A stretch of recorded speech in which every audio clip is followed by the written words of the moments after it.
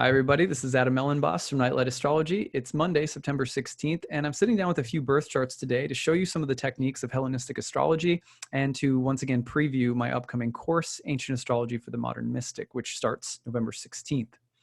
So in today's little birth chart breakdown, here's what you can look forward to.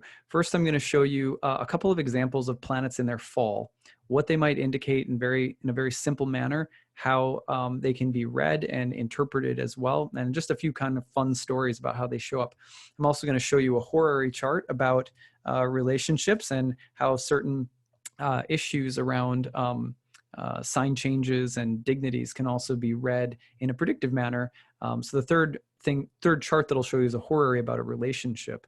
So these are some fun techniques. I like to put these things on display so that people can get to know me a little bit better and say, yeah, this is how he works with charts, or, you know, this is kind of what I get to see more of if I took his class. Because a lot of people want to take the class and then they're like, you know, I've seen you do reports, but I've never really seen you read charts before. So I always try to do a bunch of these to promote my upcoming programs. All right, so let's go ahead and take a look. This is a very simple chart example that I want to start off by showing you. Now, in this chart, one of the things that is really interesting is we have the moon in the sign of its fall in Scorpio. Now, when a planet is in the sign of its fall, that means that it's in the sign opposite to what we call its exaltation. Exaltations and falls basically give us states, peak states of fortune, or sometimes misfortune or challenges relative to the nature of the planet. So for example, you know, when Mars is in its fall, you have kind of more of the brutal, difficult challenges that Mars might face. Whereas when you put it in its exaltation, oftentimes you see kind of more brilliant, dazzling qualities of Mars. This is value neutral, though, in a sense, because the brilliant qualities of Mars can be used by selfish people just as much as the, you know, more challenging features of Mars in its depression can represent amazing virtues that people have, right? So what we're basically trying to do with an exaltation, for example, Mars, is understand what that planet is like when it's peaking, right? Like it's a symphony and you're listening to the part where everything's just kind of going crazy. It's reaching that moment of culmination creatively, and everything's really tense and dynamic and fast or beautiful. It's all lifted up on high and kind of, you know, like a string that's sounding really high up. It's moving really fast. So you kind of have that the planet is exalted. It can't hold there forever. So the natural contrary of an exaltation is a fall. You know, when suddenly you're playing a string on the guitar so fast and all of a sudden, boing, you know, it snaps. And then you reach the place where the string is broken, right? And then it has to be put back together or something like that. So the fall of any planet represents the natural place where the planet may struggle to express itself in a natural way. It may feel like it's stacked up against the odds. The odds are stacked against it somehow. But again, value neutral, a planet in its fall can end up representing really sort of subjectively positive things in the world, whereas a planet in its exaltation may also indicate things that are not so great. And context is everything, as always. The rules of ancient astrology are very helpful because they help us so that we're not just talking out of our butt and making stuff up, right? Which a lot of astrologers are doing all the time. They have some loose set of associations between houses, signs, and planets, and then they just go. And they make stuff up and they use a lot of cliches that catch people's emotions, and then, you know, that passes as astrology, unfortunately, when really there's a more rigorous and sophisticated way of using the symbols that can make us more organized and efficient, especially when we're describing or predicting things. So for example, in this chart, while reading this chart, here's what we would expect to see, some basic interpretations of the moon in its fall in the second house, which is a house that's related to income and expenditures. One would be very basically that you're going to want to do lunar things to make money, or that you're going to be in possession of lunar attributes and it'll be part of how you make money. That would be a simple moon in the second house, regardless of what sign it's in. Very simple. We see the moon here is the ruler of the midheaven and the whole sign 10th house. So we know in this chart, moon's connected to career. So now I'm either saying, okay, well, they're going to have a really hard time with their career. They're going to have a really hard time with money, because the moon is in its fall and would indicate challenges around lunar things. Well, the moon rules career, so challenges around career, challenges around money by virtue of being in the second house. That does not mean they can't rise above it, does not mean that they can't do amazing things, right? It's just there's some baseline challenges there. The ruling planet is going to tell us a lot about those challenges. For example, in this case, Mars is the host of the moon in Scorpio, so we need to look at that. There is reception there with a whole sign sextile and even a very close degree-based sextile. So that's not a bad thing. We're not going to analyze that right now. We're just going to stick with the moon. So the moon in its fall. Okay, now I could try to describe specifically what types of things might happen. For example, maybe they grew up in a family moon representing family, or with a mother moon where there were some really intense challenges around, financial matters or surrounding material possessions or resources, one's relationship to food or feeling safe or protected materially in the world, like having things, clothing, or just basic needs. And maybe there was just tough times around that, right? Lunar significations can also include just challenges with the mother, a mother who was unstable, or a mother that you had to caretake for all the time because she was ill, or, so you're kind of, again, the odds are stacked against you with lunar things, maybe a little bit. Second house, you get what is in your possession, the moon. A debilitated moon, literally you're in possession of your sick mother. I've seen this so many times with moon in the second house where a person literally has to kind of, deal with or caretake for sick family members. And that literally becomes a cost, right? A cost that they have. Second house, house of income and expenditures or costs. So sometimes the moon costs you something.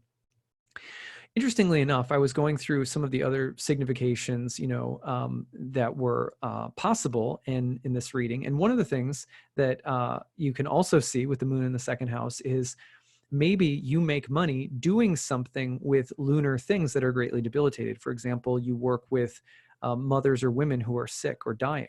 You work with families who are grieving. Right? These are difficult lunar significations, but perhaps you make money doing them somehow, doing service, some kind of service for them somehow. So in this case, this is just the greatest example. This woman, her career is as an insurance adjuster, so it has to do with money, and specifically for victims of floods.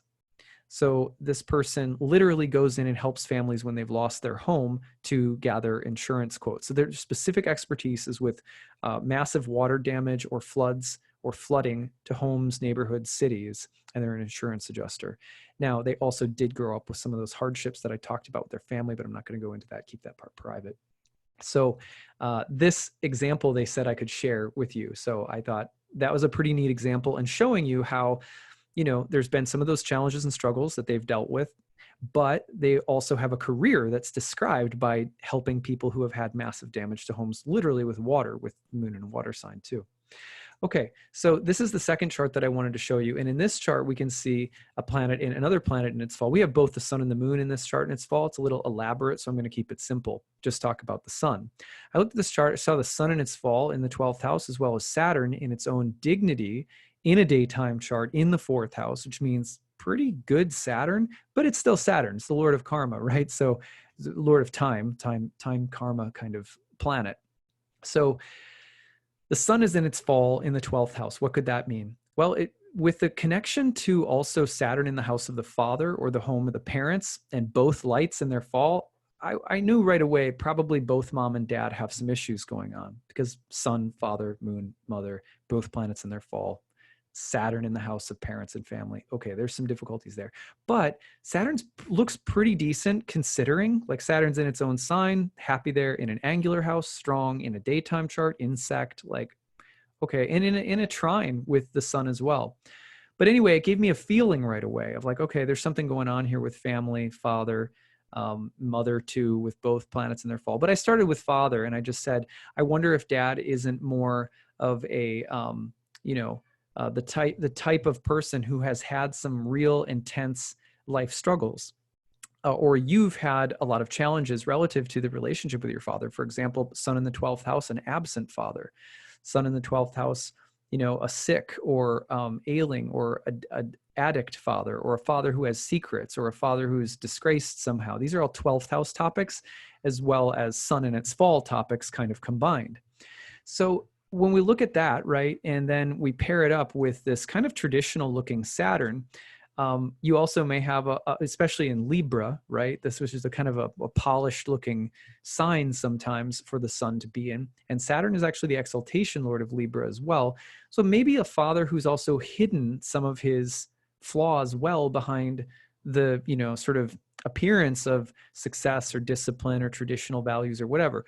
And literally what my client said was, oh, wait, before I go into this, I also said to my client, and these issues with your father in particular may be specifically linked to personal challenges that you face as well, in terms of trying to find your own path, your own sense of purpose or ambition, all solar topics: purpose, ambition, sense of destiny in life, sun things. So when it comes to finding your own path, you may struggle, and maybe with some of the same things your father struggled with, or maybe closely related to issues around your dad. All right, so that's just a quick, messy breakdown of it. Well, here's what he said. Father was an alcoholic, a very high functioning alcoholic, who was like your typical pictures of like a 1950s man, right? Like hard worker, provider, more stoic, cleans up well, etc. Kind of more traditional conservative, but was behind the scenes really bad alcoholic, right? And nobody necessarily saw that as much. So that's the well-dignified Saturn with the sun in its fall in the 12th. Now, what's interesting is that this individual also earlier on in his life, as you can see, he's not that old, he also became an alcoholic, and for a long time dealt with alcoholism. And then in order to find his own sense of purpose, which he's now kind of figuring out for himself, he had to do some recovery and healing work to kind of disentangle that father-son karma around alcohol. So this is a really simple example. Now, of course, the sun in the 12th house, the positive of the sun in the 12th house is, of course, if you do that inner healing work, which sun in the 12th can so often sort of provide us with, then your sense of purpose can appear. And sometimes it's to work with people who have fallen down, or it's to work with young men who are struggling, or it's to be a social worker, a therapist, a doctor, a healer.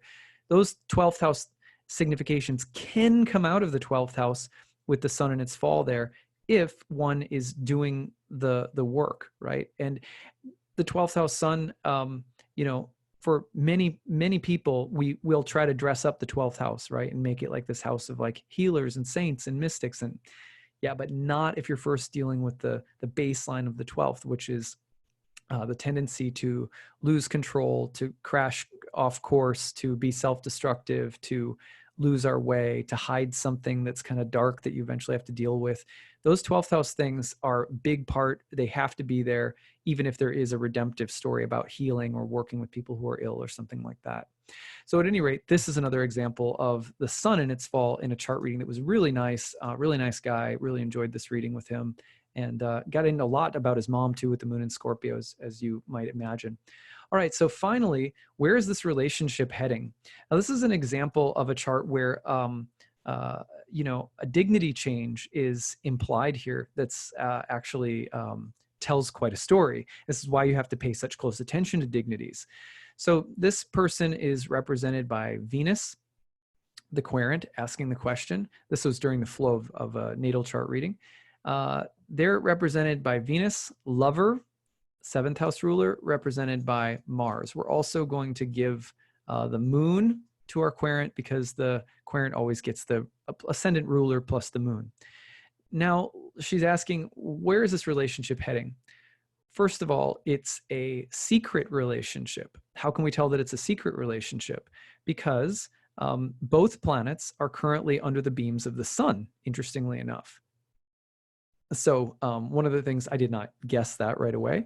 One of the things she told me in the course of the reading right away was this was a relationship that was not public.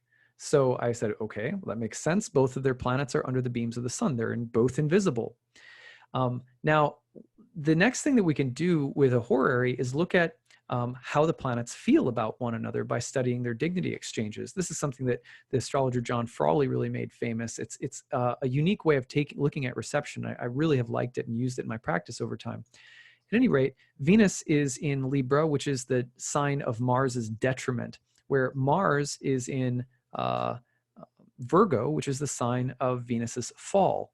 So how do we explain that? How do we explain two people who are in a relationship, but they have poor dignity exchange between one another, and it's a secretive matter? Well, this is a way of, basically this is a way of saying, passion, right? When two people are passionate about one another, but it's not necessarily good for either of them. Hence part of the reason, the secretive nature of the relationship. So this is a sign that, yeah, you're not good for me and I'm not good for you. But, here we are, both burnt up by the sun, both hidden under the light of the sun. So that's a relationship based in some ways, from what she described, on, passion, a passionate connection, but one that, what Mars is in Venus's fall.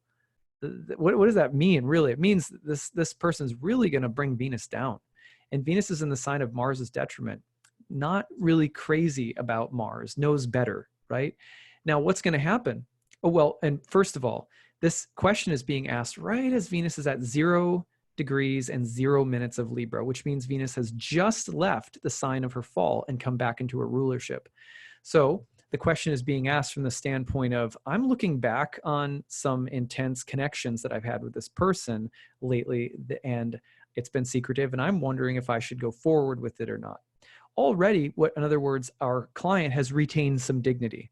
They're not in the sign of their fall anymore. Now Venus is in her own sign, being like, do I really want to do this? Is this a little crazy? So that when you look at a chart like this, someone's asking a question, you can see that their signifier just changed signs and gained dignity. It tells you everything you need to know. What you're feeling right now, the skepticism you're feeling right now, is a sign that you've come back into your own power and authority, right? You know what's best.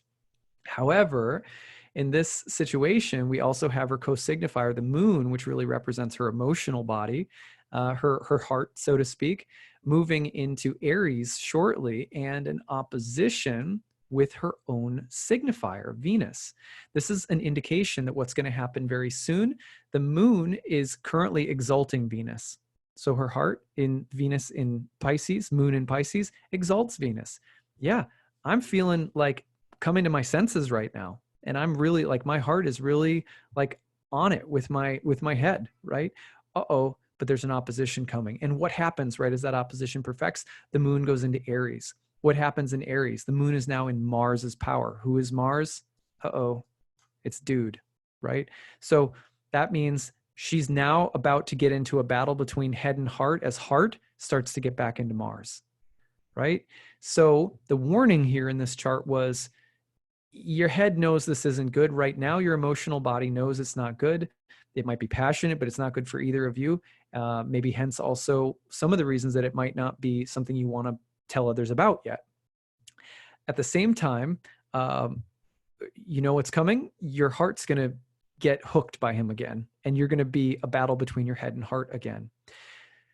One of the common sayings around oppositions in horary is better than were it never done. Right? So if something's going to perfect and it's coming through opposition, better that we're never done. So a sign that the oppositional tension here says, be careful, because there's a powerful chemistry here, and you might be about to fall in under his spell again, so to speak. And we know that he's not in a sign that's actually good for you. So that is a simple case of looking at how dignity changes can tell the whole story. The moon moving into a dignity that is not, it's ruled by Mars. It opposes her own sign. She's on the verge of going back into maybe a dynamic that's not so healthy. Now, at the end of the day, sometimes in a reading, like, we have two ways of talking with clients about this kind of stuff, right? So on the one hand, we have someone who, comes in and they say, should I stay around in this? And they want a clear answer. And you say, no, you shouldn't. On the other hand, you have people who come in and say, I know this isn't good for me. And I'm just wondering if you can confirm that, right? But they may not really be asking you to tell them, oh, go end the relationship. Like, I'm here to make you do something, right? So it's a tricky thing because, you know, as you very well know, as I very well know, we can enjoy being in unhealthy but somehow passionate and dysfunctional dynamics in a relationship for someone for a while. And it may be fate or karma that takes us there, and we may have something to learn from it. And even if someone says, yeah, this isn't healthy, even if you know it's not healthy, doesn't mean you're not going to be destined to, you know, get into it for a while. So it's tricky because as horary astrologers, we don't want to shame people or guilt people into following the path that passion and karma may have ordained for them, which may become very valuable and may learn something through it.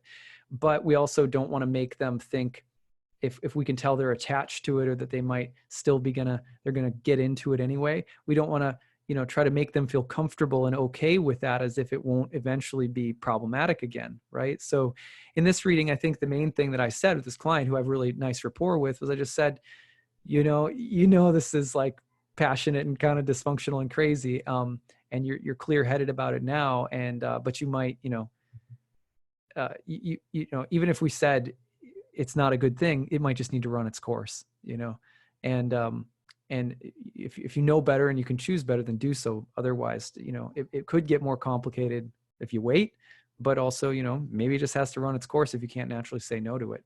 So in this way, what we're helping people do is understand their own agency and their free will within the flow of karma, because it's not easy, right? And you don't want to shame people for not being able to, like, even approaching an astrologer and saying, I'm struggling with this, do you have any insight, right? And if the astrologer has the insight for that person to help them, and even if they don't follow it, it's better than not caring at all, right? So we always want to affirm where people are at and just trust that, you know, astrology paired with their own choices, over time, it does its own work. People grow, people learn. You know, it's like having a map that tells you exactly where to go. But, you know, you still have to make the choice in some cases to whether or not to follow it. And interestingly enough, many deviations from the path, so to speak, in life, you know, they're still very valuable for us as spiritual beings who are here to grow and learn from our mistakes and our passions and desires as much as anything else sometimes. So at any rate, I want to now direct your attention to the certification courses on my website.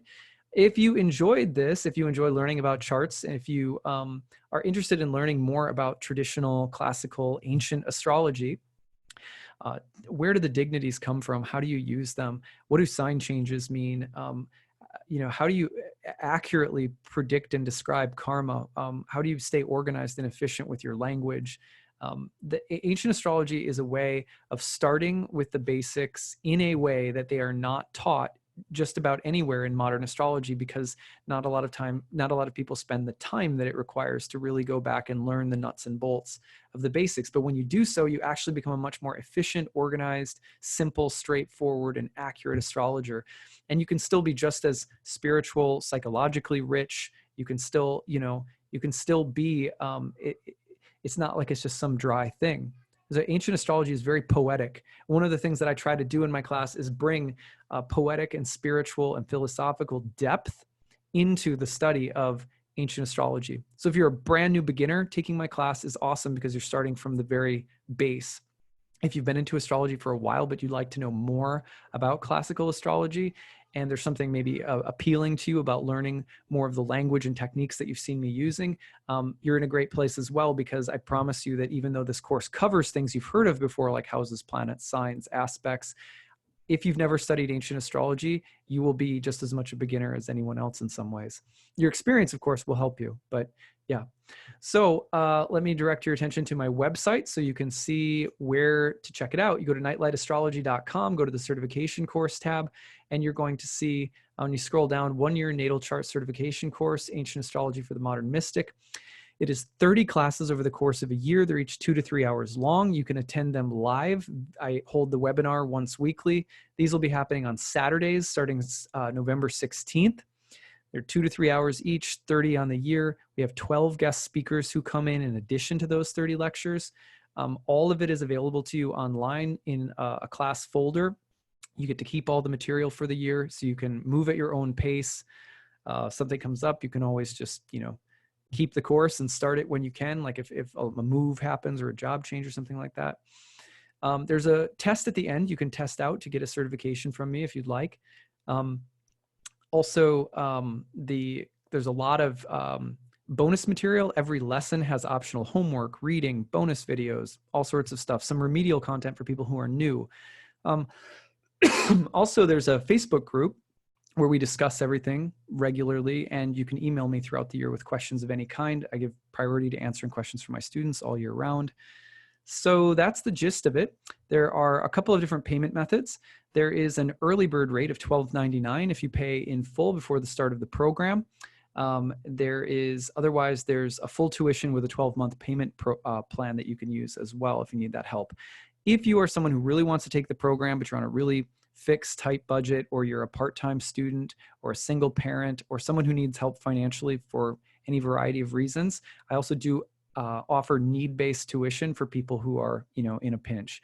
So you can also apply for that. Tell me what's going on in your life, and if you qualify for that, I do have a limited amount of need-based tuition scholarships sort of available. So you can register there. You can email me if you have any questions about anything. It's nightlightastrology@gmail.com, and I hope to see some of you in class soon. Again, we start November 16th.